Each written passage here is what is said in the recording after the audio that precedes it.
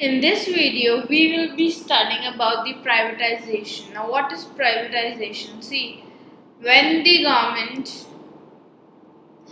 sell its share or the unit to the private companies, or they give the right to the private companies to, you know, carry out the business. In that case, it is known as privatization. Earlier it was very hard for the private companies to set up themselves, but now you can see the major part of the companies in India and those who help in the growth and development of the country are the private companies. So privatization, it is the general process of involving the private sector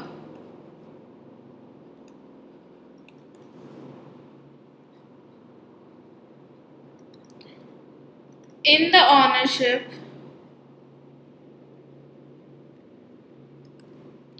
or operation of a state owned company.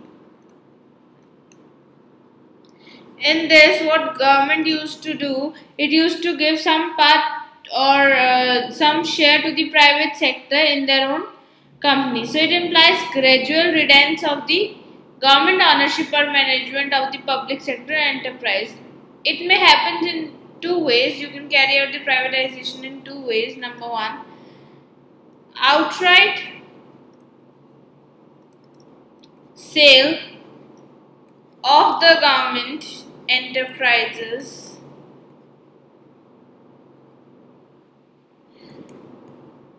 to the private entrepreneurs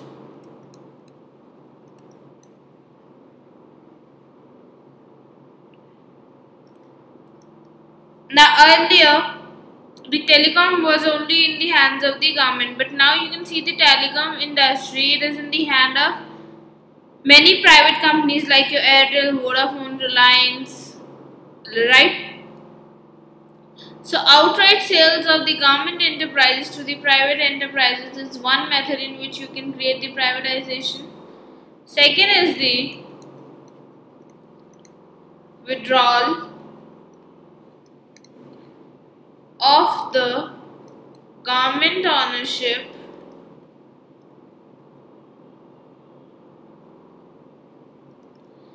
and management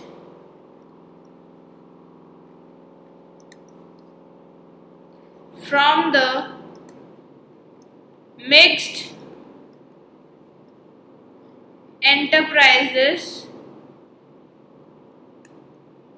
The enterprise is jointly owned and managed by the government and the private entrepreneurs. In this, what is happening?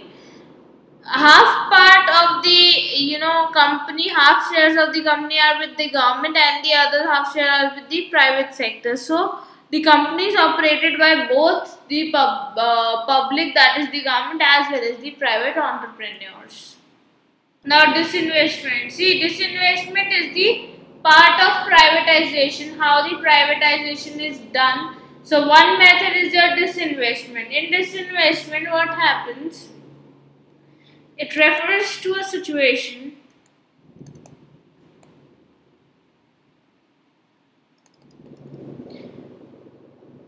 when the government sells off a part of its share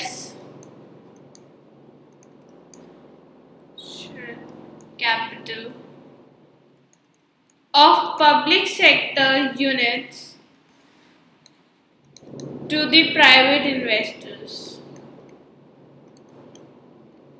Now what government is doing? Government is selling off its share capital or the part of its share capital to the private investors. So this is the disinvestment, which means the government is selling their assets to the private entrepreneurs or the private investment. Now, why there was need for need for privatization. See, the need for privatization came just because of the inefficiency of PSUs, that is public sector undertaking, then corruption in the government companies, then leakages, right? Consistent losses,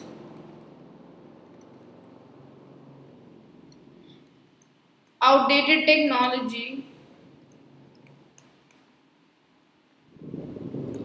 So due to all these things, there was need of the privatization. Now the positive impacts of privatization, number one was the supremacy of self-interest.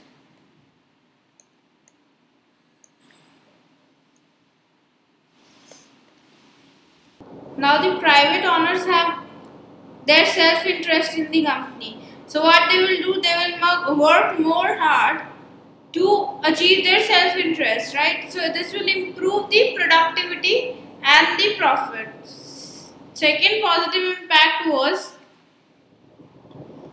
economic growth. See, privatization also helped in the economic growth as there were more and more companies, more employment in the economy, and the industrial sector and the treasury sector added more to the GDP, gross domestic product. So it helped the economic growth in the country. Improved efficiency.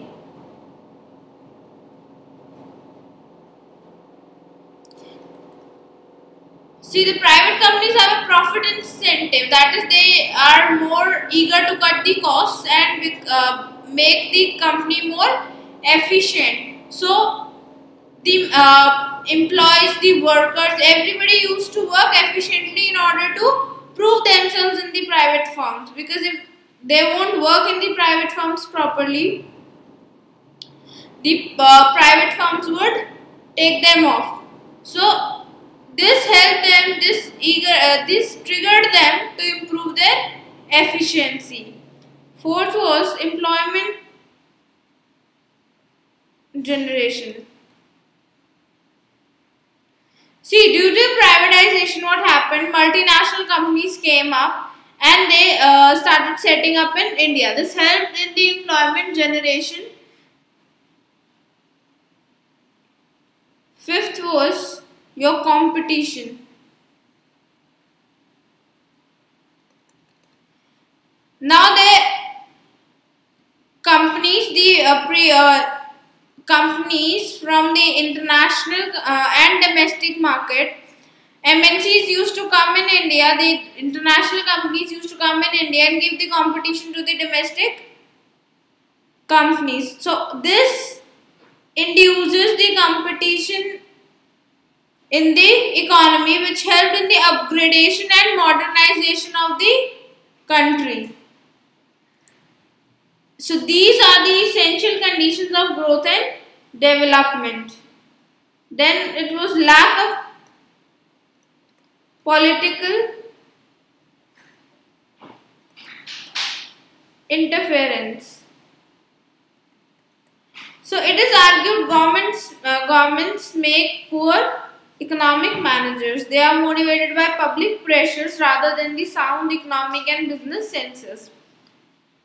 For example, a state enterprise may employ surplus workers, which is inefficient. The government may be reluctant to get rid of these workers just because of the negative publicity involved in the job losses. But if I talk about the private sector, they used to hire the employees who are efficient. And moreover, this private sector, there are no approaches being used that he is my cousin, appoint him or something. So there is a lack of political interference in the privatization, so they can work more efficiently. Then wider choice and better quality of goods. Due to privatization, many companies were established. Now, if I talk about the bread, if we have gone to the market to buy the bread, there are n number of varieties from which we can choose. So the consumer was given the wider choices and the better quality of goods. Now the negative impacts of privatization. See, impact on socialistic pattern of society. Now see, the main objective of the public sector undertaking was social welfare. Whereas if I talk about the private sectors, their main objective is the